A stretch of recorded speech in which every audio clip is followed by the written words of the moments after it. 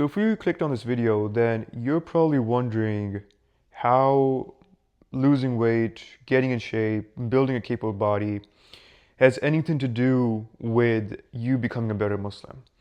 Because those two ideas, they seem in your mind right now, there's like what's the connection? I don't see any point. Like if you're gonna go to the gym, you go to the gym. If you're gonna be a good Muslim, you go pray, you go to the masjid, right? I mean, those are like if you want to compartmentalize it, that's how you should think about it, right? Well, the reframe I want you to have, and this is going to be coming from my personal story, is that those two things are never to be separated. And I would go so as far as to say, like, anything in your life is a composite, is a part of a bigger whole. There's nothing truly that is outside the realm of you being a good Muslim. Those two, that idea of your identity as it is right now, it shouldn't be fractured and just scattered all over the place. Like you're the good coworker at work, you're the good husband at home, you're the good son at your parents. I think what's happening right now for you is actually I know this is that you're playing a different role depending on where you are and depending on who you're surrounded by. And that's a big mistake because when it comes to fitness, what you have to realize is that it is truly one of the most internally changing activities that you could embark upon. Because when you go to this transformation, when you truly want to get in shape, and for a lot of guys, it's about losing the weight first. It's about getting lean, as it was for me. I was 210 pounds, 32% body fat, did not like how I looked. I was wearing XL pajamas, XL pants. I had a baggy hoodie on me pretty much all the time. It wasn't until I started losing the weight and actually lost at my most 56 pounds that I was like, this has changed everything for me. Outside of actually putting true concerted effort into learning what it means to be a good Muslim, like from a practical theological perspective, this is literally like it's right up there. Because what it did for me was it allowed me to confront who I am at a very deep level.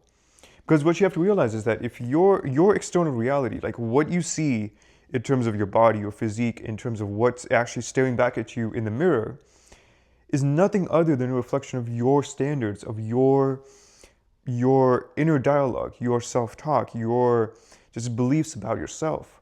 It's nothing other than that. Because let me pose this question. If you had the mindset, if you had the identity, if you had everything that a super lean athletic man does, you would have his body. You would absolutely have his body because those two things, like it would only be a matter of time before the external reflected the internal. That's just how it is for everyone.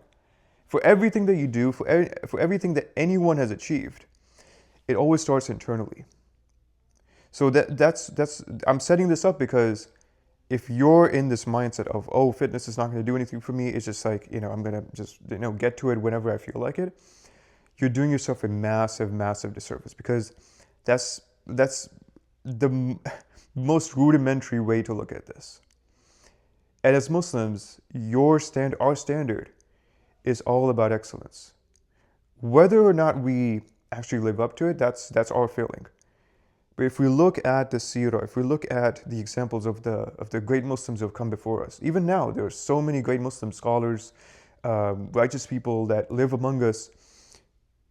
It all comes back to excellence. It all comes back to holding yourself to the highest possible standard. And this is where we're failing. This is absolutely where we're failing because we're failing to realize that more is required of us. It's not good enough to just be, 25% body fat, making good enough money, living in a good enough house, having a good enough spouse or children or life setup, whatever you want to call it. That's not okay.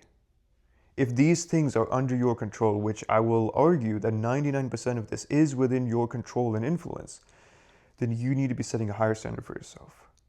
It's absolutely critical. And when it comes to fitness specifically, one of the things that I live by and I teach all my clients inside of Sacred Athlete is building the capable body aligning to the prophetic standard, and carrying the divine trust. These are the three core pillars. If you want to get in shape as a Muslim, it's not about losing the 40 pounds, 50 pounds, whatever it is. That's merely the byproduct. You do the right inputs for long enough, you have the right strategy in place. You losing the weight is the least of your concerns, honestly. It's about who you're becoming, who you're aligning to, and how this is going to carry into the lives of others in your life. And that's exactly what is actually going to create lasting change and lasting sustained change that will actually transform your life and not just be this phase that you do for 3 months or 6 months. You lose the weight, then you're like, okay, I achieved this, I check box, I lost the weight, now I can just go back to how life was. That's how people put on the weight, because it was never truly internally rooted.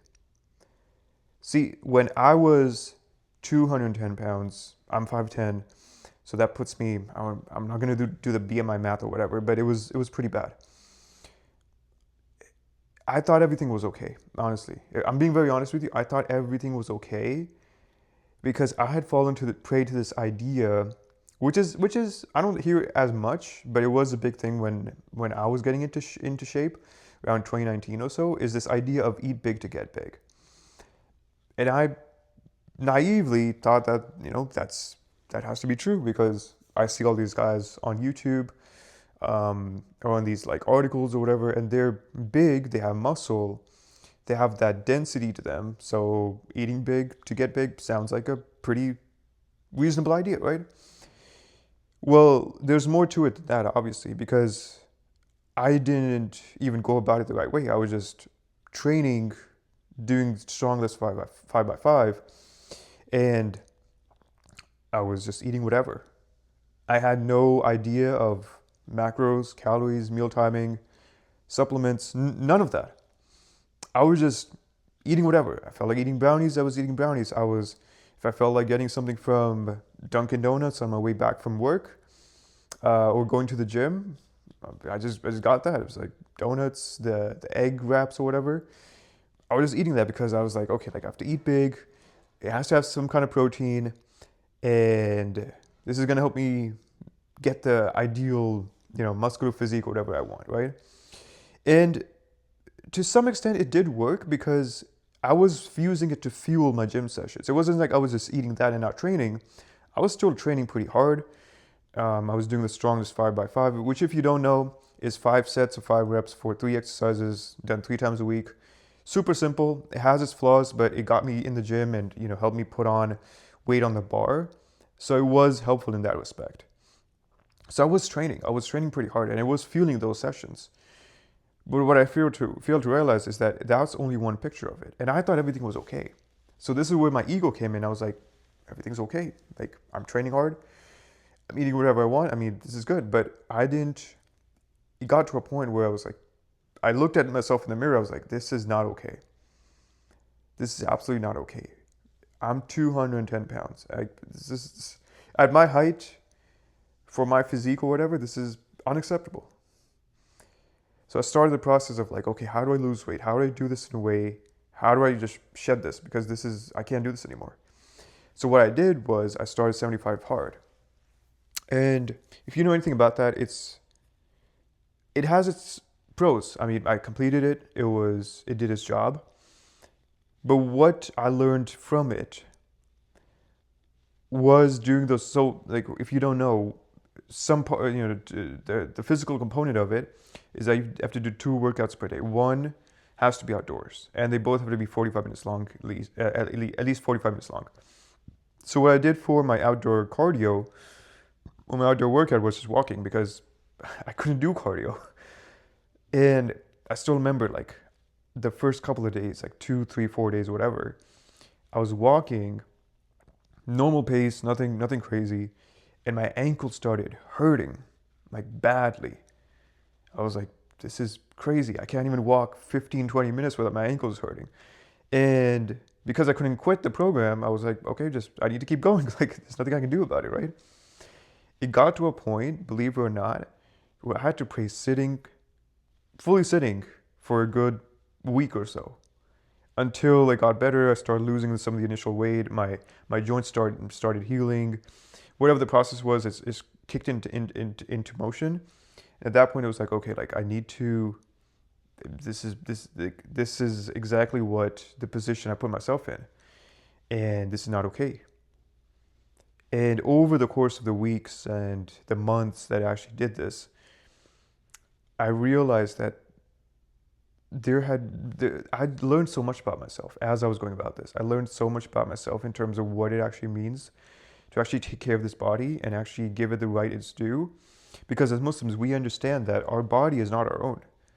This is where the pillar of carrying the divine trust really comes in, is that it's not something that we own and we can just abuse as we want. Just going out to eat, staying up till 2 a.m., doing whatever you want. And we can't abuse this just because we happen to live in it. It's on loan. And we're going to be asked about it. Every single one of us is going to be asked about, well, okay, well, you had this body that you were given. What did you do with it? How did you treat it? And if you don't have a good answer in terms of what you actually did tangibly, you did not take care of this trust, and you will have to be facing the consequences of it. And I learned so much about just taking care of this so well as I was doing 75 hard, because there was some days I was doing my cardio at like 8 p.m., 9 p.m., out alone, in the dark, in the cold. I could see the full moon, just it was just me and the moon, kind of just like out there.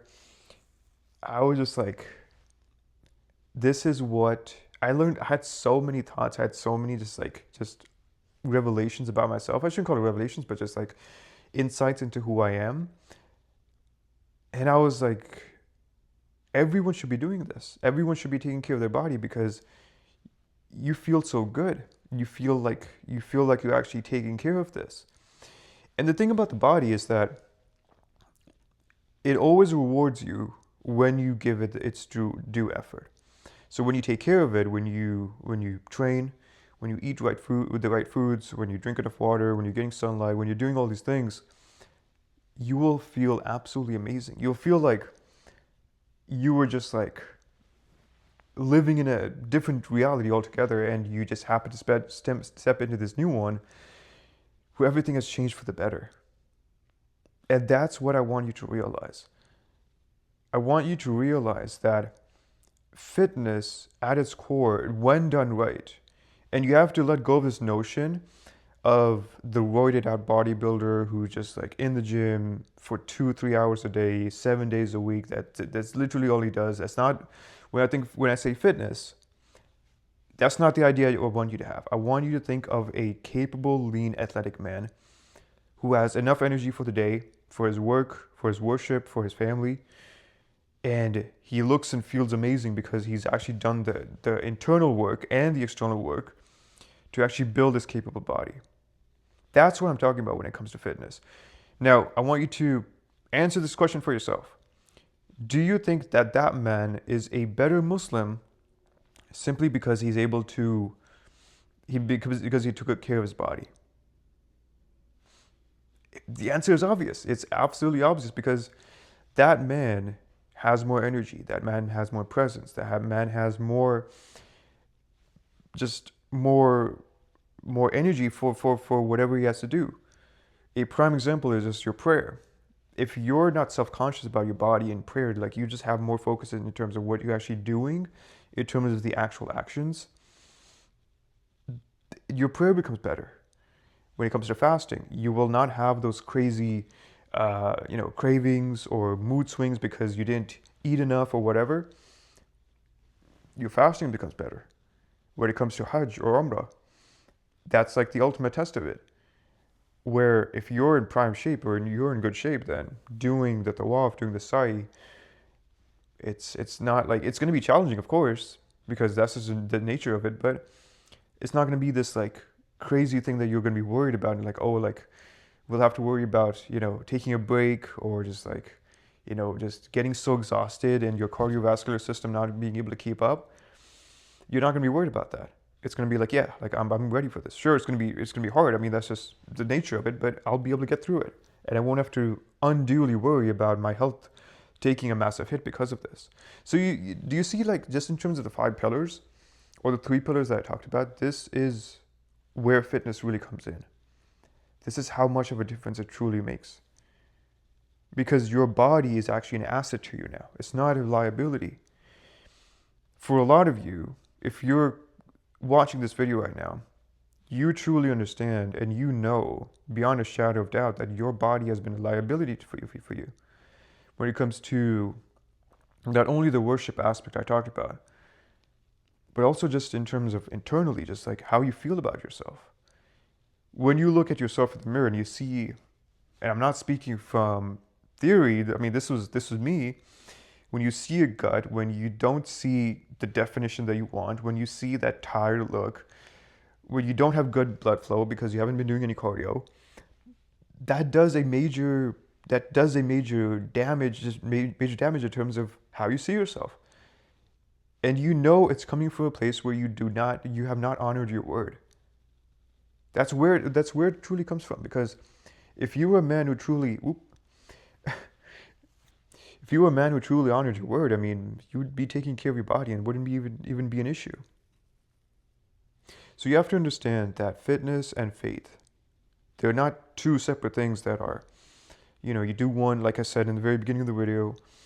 It's not like you go to the gym for fitness and you go to the masjid for faith. It's not like that. They're both an integrated part of a whole, because you're one person. Your identity should not be this scattered thing that's like all over the place. It should be, I'm a strong, capable Muslim no matter where I am. Whether I'm at work, with family, at the gym, it doesn't matter, because that's just who I am. And that's internally who I see myself as. So in terms of, okay, so you get the premise. Okay, like, okay, I get the idea that faith and fitness are one integrated whole. What do I do about this? What are the tangible steps? So the thing with fitness is that a lot of people make it too complicated. When they're going about this whole idea of like, okay, like, how do I actually get in shape now? They start getting into all these complicated theories and programs and protocols and cardio and all these different things. Honestly, just if you need help, that's where, that's what I do for a living now. That's just go to the description. You'll see my, if you want to apply for coaching, I mean, that's what this is for. But in terms of actually getting you started, I would say just literally take the first step. And I mean that literally. Take the first step. Go outside, take a walk. If you have not done that, and that's not something that's already part of your daily routine, that's where you need to start. Because that's where I started. I didn't do anything crazy. When I was doing 75 hard, I had one workout in the gym on the days I was working out in the gym, or I was walking outside, or I was doing some kind of cardio at home. I did not complicate it. I did not get into anything complicated. I did not get into zone 2 cardio or HIIT or nothing. It was so simple, but I sustained it for 75 days and a little bit longer after that too. And it just started giving me the results I wanted to see because I made it so simple. That's what you need to do. And if you're the kind of guy who, for better or for worse, I mean, you're an intellectual. You like to find the best optimized routines for everything, because everything you've done up to in your schooling, in your career, has been like, oh, I want to be the best. I want to excel. Everything has to follow this exact protocol, this structure, and everything. It that mentality, or that kind of mindset, it does serve its purpose. But when it comes to fitness, you almost need to dumb it down to the absolute basics. So literally, and I mean this literally, go outside, take a walk, and you'll have more insights coming to you than you theorizing or going on AI and trying to find the best protocol. When it doesn't have the right context on you, it's not going to help you that much. You going outside, taking a walk is literally step one. And there's no pun intended. Like, it's literally that. The second is understanding that your nutrition at its core has to serve you. It's not something that is just You eat because you feel like it. We're human, so I mean that's going to be there. That's always going to be there. None of us is really truly perfect when it comes to this. But your nutrition is fuel. It's not something that is like, oh, I feel like eating this, so I'll eat this. No. Your nutrition is fuel. And that's the lens that you need to put on. Before you start going into carbs and macros and carb cycling and all these different things that they're important, simply adopt the mindset that nutrition is fuel. If that's the case, if that is true, is what I'm eating right now fueling what I'm going to be doing with training or work, or is it going to have a negative impact on me? If it is going to, if the answer isn't clear, that's your answer right there. That you should probably not eat that. If you're not sure that what you just put in front of you and on your plate is not serving you, that's your answer right there. And number 3, and this is going to be the most important aspect of all of this, especially for you as a Muslim trying to get in shape, is understanding that you're not doing this for yourself. And more importantly than that, you're not even doing this out of your own, having your own blueprint when it comes to this. You're doing this because you're trying to emulate the example of the Prophet sallallahu alaihi wasallam. Look at any seerah description of him. Look at any description of him. Read his seerah, commentaries, whatever you want to do. The one thing that you will realize is that he exemplifies the peak of physical excellence and discipline. And this is the most unfortunate reality that Muslims don't even consider it, or they have the wrong mindset behind this, or the wrong understanding, because they hear fitness and they're in their mind being a good Muslim, and they're like, oh, well, the Prophet ﷺ, he didn't have weights, he didn't go to the gym, the Sahaba, they didn't have protein, so I'm not going to do that. That's okay, you're right, but you're missing the point. The point is that he exemplified the best in terms of what it means to have physical capability. I mean, let me ask you this. A prophet at the age of 50 is leading battles, is the shepherd, the leader of his community. He's staying up for prayer. He's fasting more than anyone else. He's engaging in more worship than anyone else. That has to come from that your body has to be able to support that. And the Prophet ﷺ, he had the best of everything, the best physical capability, the best mindset, the best intelligence, everything. When you read about his description, his physical description, one of the most common things that you will find is that his chest was in line with his belly. I don't know what to tell you, but you look at a lot of our religious leaders and scholars, and they're not living by that. I don't know why that's the case, honestly, because if you know that, and you're someone who has a solid understanding of the deen, and you're even propagating it and you're teaching it, and you're giving lectures about discipline and controlling the nafs, you should at least not be fat. That's all I'm going to say. I'm not saying you even need to be like in crazy shape or anything.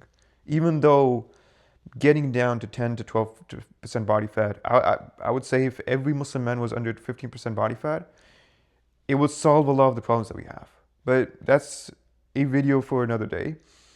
I'm just saying that we already have the blueprint. It's not something that we have to visualize or just dream up of what's a strong Muslim man? I don't know what that is. No, we already have the example.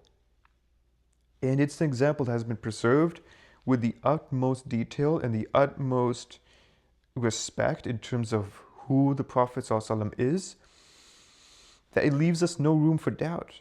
It leaves us no room whatsoever in terms of what's a good Muslim man. I don't know that. No, we absolutely know that. So it becomes a duty upon us to start embodying that. Because I'll tell you this much, and I'll end the video on this note.